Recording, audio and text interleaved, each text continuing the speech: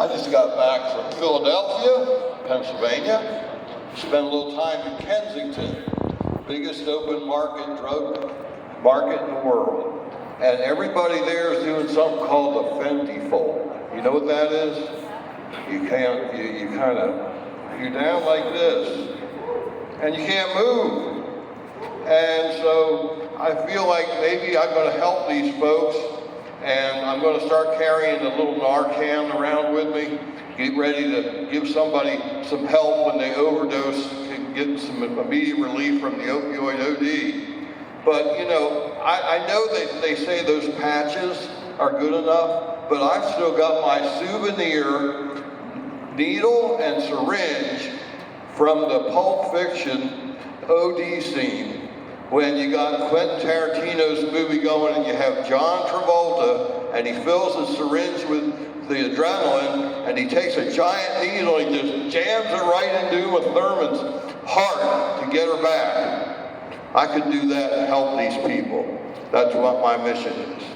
Now, some of the serial killers today, they're trying to use the Good Samaritan laws to get around liability or conviction for what they want to do to these fentanyl people.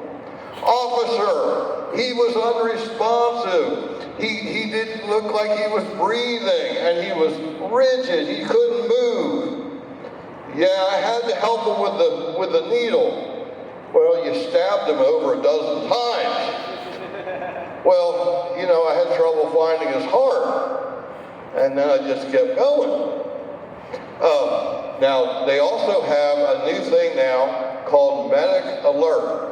You know, where the people call in and they got a bracelet, and you can talk to somebody on the phone, and so these fentanyl people, they're like, help me, I've fallen, and I can't get up to buy more fentanyl.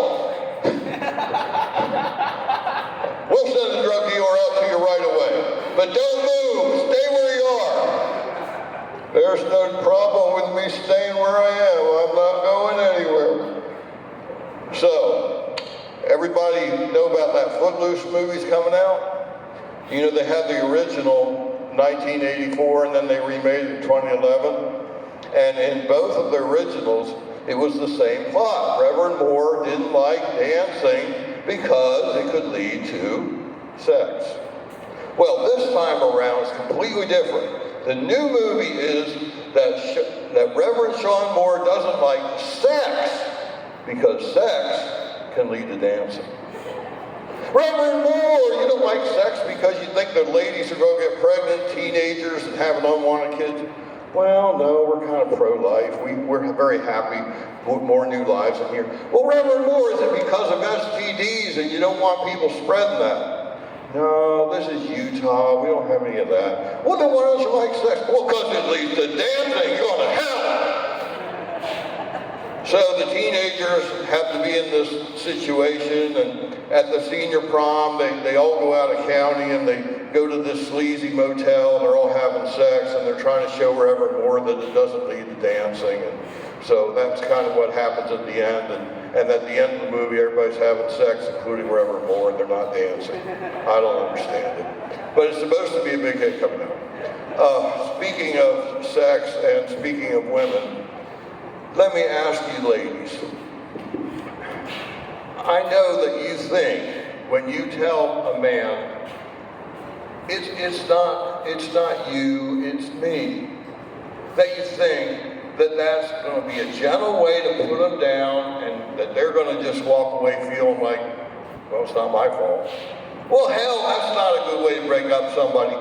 This is my request. Please, next time you break up with a man, I want you to say this. I'm sorry, Ralph. You're just too big for me. It's a lie too, but at least I can go around and tell my friends that she's just too big. I mean, I'm just too big for her. Y'all have a good night.